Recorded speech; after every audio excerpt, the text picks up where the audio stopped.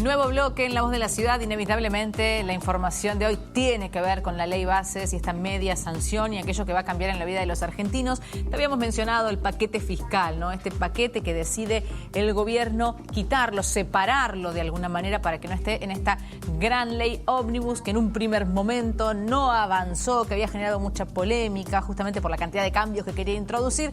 Bueno, definitivamente el paquete fiscal fue apartado, separado, se debatió, se aprobó. ¿Qué cambia en materia tributaria en la Argentina? Bueno, en algunos ítems lo podemos resumir. Si les parece, vamos a ver, tenemos placas en relación a este tema para que ustedes puedan ver el punteo y vamos a ir analizando después con un especialista este tema. Acompáñenme, miren, acompáñenme aquí al LED. Tenemos los puntos más importantes del paquete fiscal.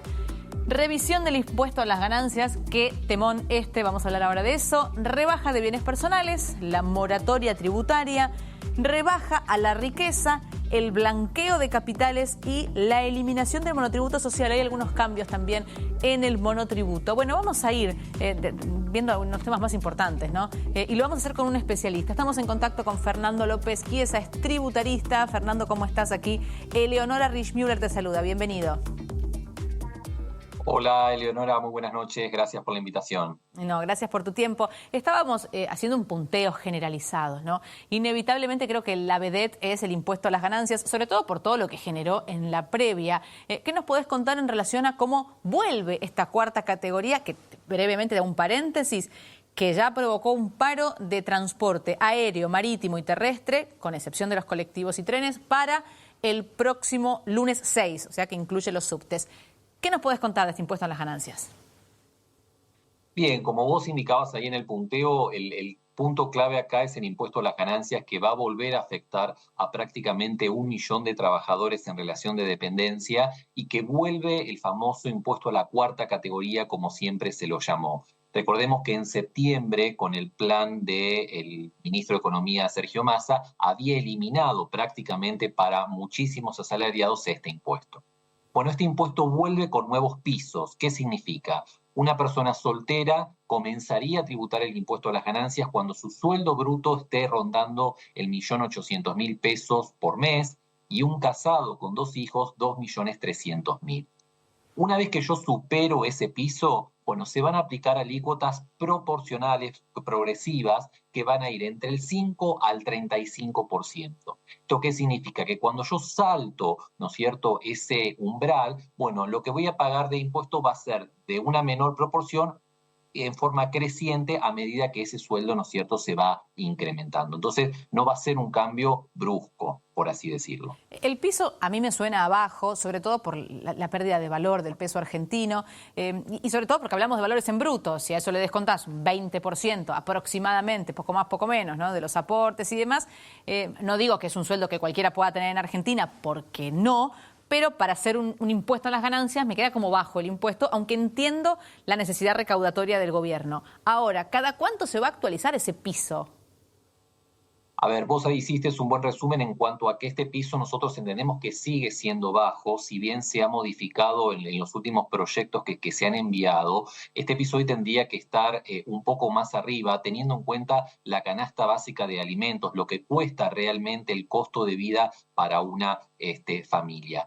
Para el 2024, estos valores, estas tablas, se va a actualizar recién en el mes de septiembre y para el año que viene va a ser en forma semestral.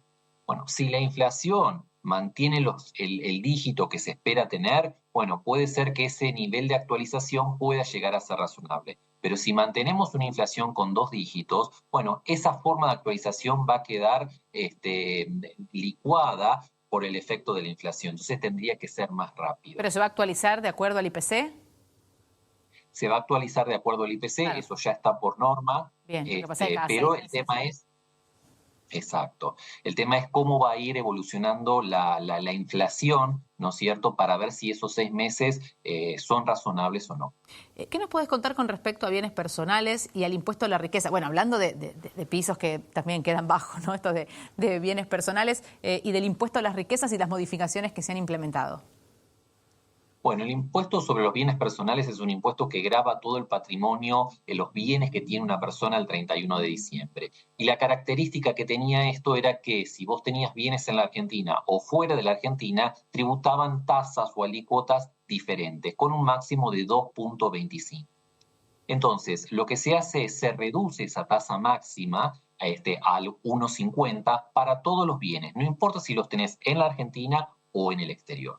Entonces, pensá en los patrimonios que por ahí están dolarizados o con alguna inversión en dólares. El salto desde el 2022 hasta el 2023 por la devaluación de la moneda extranjera se incrementó notablemente. Las valuaciones fiscales de determinados bienes inmuebles o rodados aumentaron significativamente. Entonces, si no se adecuaban estas alícuotas, bueno, el salto o el impacto en la recaudación iba a ser muy fuerte. Entonces, bueno, se buscó también un equilibrio.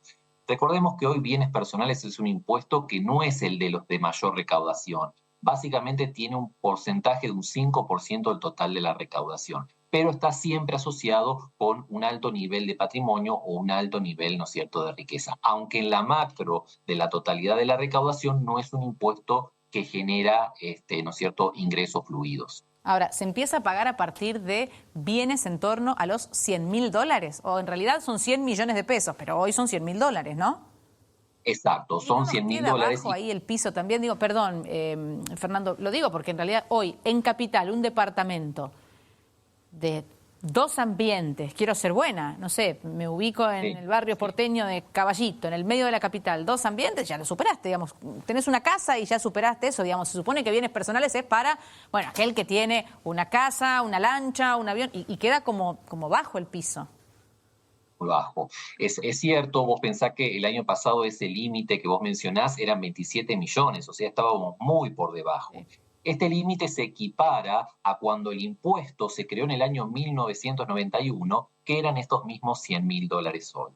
La característica que acá tiene bienes personales es que tiene una exención adicional para lo que es la casa habitación, la casa donde vive la persona, y ese valor es de 350 millones de pesos, es decir, hasta $350.000. Y ese monto es independiente de los 100 millones que vos mencionaste anteriormente. Y si la propiedad vale por encima, digamos, o tenés la propiedad y una casa en la costa, por decir algo, se paga por sobre aquello que supera los $350.000.